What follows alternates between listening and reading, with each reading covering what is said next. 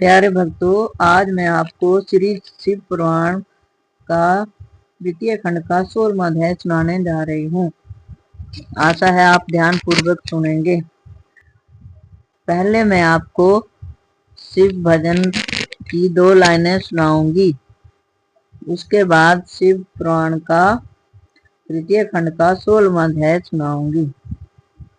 ये शंभु बाबा भोलेनाथ, तीनों लोकों में तू ही तू, श्रद्धा सुमन मेरा मन बिलपत्री, तुझे अर्पण कर दूं। ये शंभु बाबा मेरे भोलेनाथ, तीनों लोकों में तू ही तू।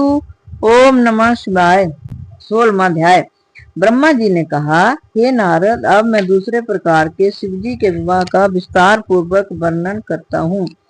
वह प्रकार यह है कि जब गिरजा युवावस्था को प्राप्त हुई, तब मैना ने हिमाचल से यह कहा, हे पति, आप 1,00,000 पर्वतों के राजा हैं। आप जैसे श्रेष्ठ कीर्ति वाले हैं, उसी प्रकार गिरजा के लिए भी किसी उत्तम वर को ढूंढिए।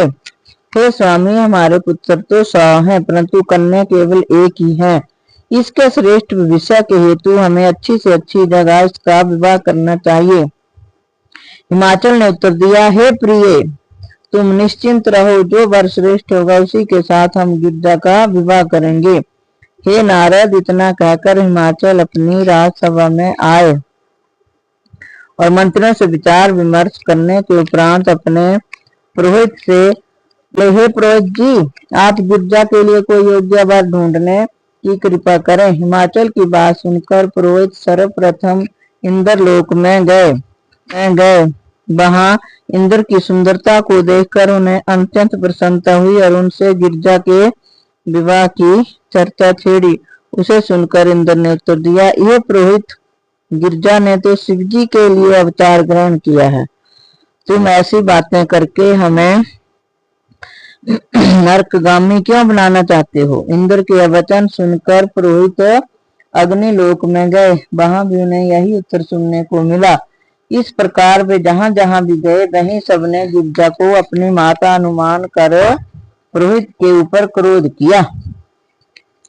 अंत में सबके कहने से पुरोहित विष्णु जी के पास गए। विष्णु जी ने स्वयं गिरजा के साथ विवाह करना स्वीकार न करके पुरोहित को यह उत्तर दिया कि तुम हिमाचल से जाकर यह कहना कि वे गिरजा से ही यह बात पूछें कि तुम्हारा पति जिसे बतावें, उसी के साथ हिमाचल उनका विवाह कर दें। विष्णु जी के मुख से यह शब्द सुनकर पुरोहित हिमाचल के पास लौट आए और उन्हें सब समाचार सुनाया।